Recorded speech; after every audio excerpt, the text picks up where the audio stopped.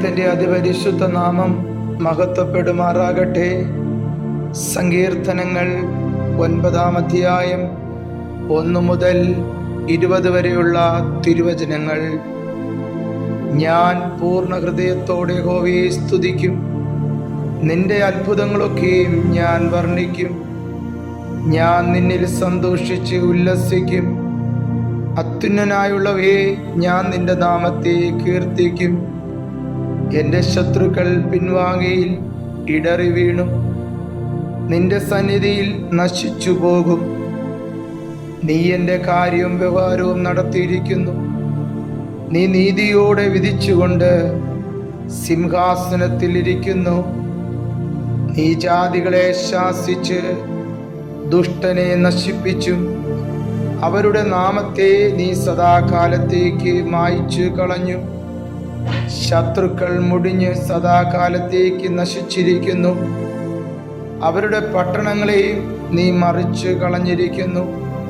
അവയുടെ ഓർമ്മ കൂടെ ഇല്ലാതെയായിരിക്കുന്നു. എന്നാൽ യഹോവ എന്നേക്കും വാഴുന്നു.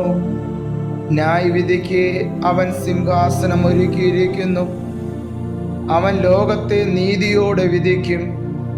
ജാതികൾക്ക് നേരോടെ ന്യായപാലനം ചെയ്യും.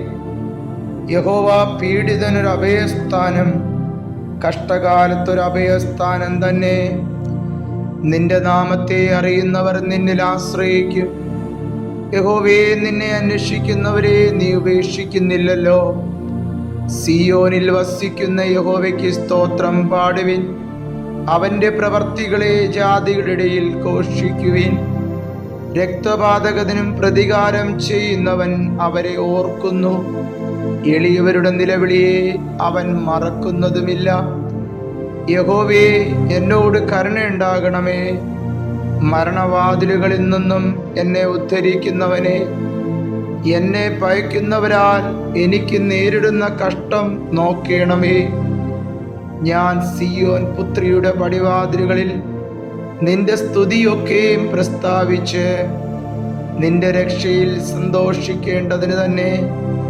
ജാതികൾ തങ്ങൾക്കുണ്ടാക്കിയ കുഴിയിൽ താണുപോയി. അവർ ഒളിച്ചുവെച്ച വലയിൽ അവരുടെ കാൽ തന്നെ അകപ്പെട്ടിരിക്കുന്നു. യഹോവ തന്നെത്താൻ വെളിപ്പെടുത്തി ന്യായവിധി നടത്തിയിരിക്കുന്നു. ദുഷ്ടൻ സ്വന്തം കൈകളുടെ പ്രവൃത്തിയിൽ കുടുങ്ങിയിരിക്കുന്നു. ദുഷ്ടന്മാരും ദൈവത്തെ മറക്കുന്ന സകല ജാതികളും പാതാളത്തിലേക്ക്